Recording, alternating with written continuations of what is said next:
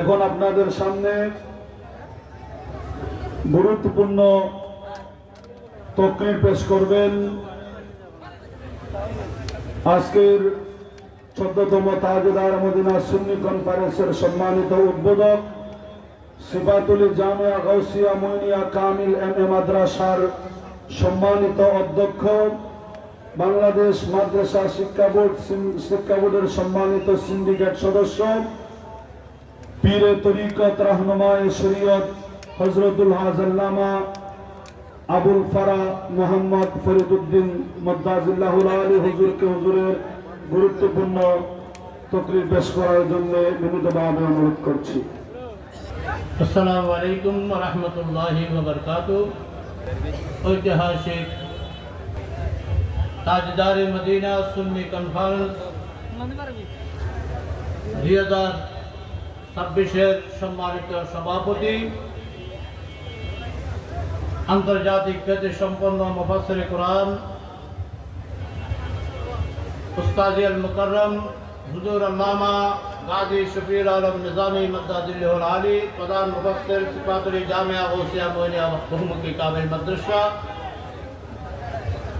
আজকের এই মাহফিলের প্রধান বক্তা, এতক্ষণ পর্যন্ত যিনি আমাদের সামনে অত্যন্ত গুরুত্বপূর্ণ তকরির পেশ করলেন,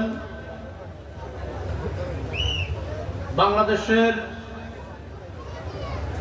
সুন্নি অঙ্গনের সুন্নি জনতার প্রাণ স্পন্দন,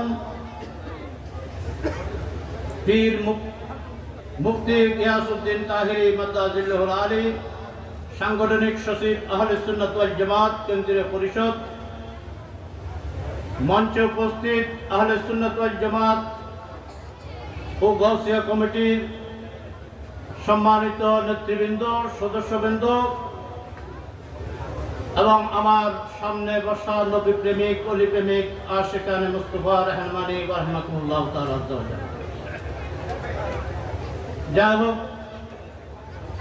তকরির যা করার যা হওয়ার হয়েছে,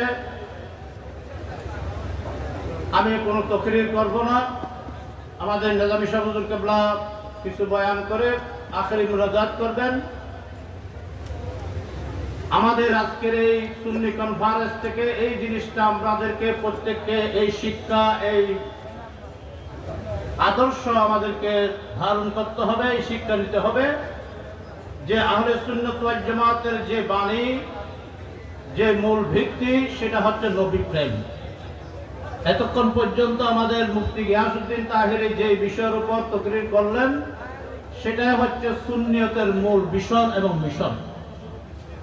নবী প্রেম ধারণ করে এই দেশের মধ্যে শান্তি প্রতিষ্ঠা করা, এই দেশকে সুন্দর করা, এই দেশের মধ্যে সম্প্রীতির পরিবেশ সৃষ্টি করা, এটাই হচ্ছে আমাদের সুন্নিয়তের একমাত্র লক্ষ্য উদ্দেশ্য।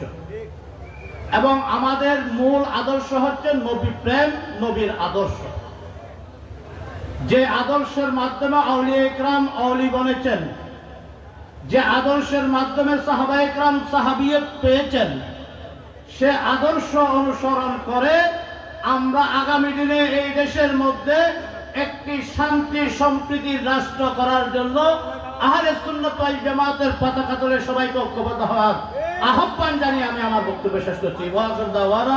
আলহামদুলিল্লাহি রাব্বিল আলামিন। আসসালামু আলাইকুম ওয়া রাহমাতুল্লাহি ওয়া বারাকাতুহু। মারহাবা মারহাবা।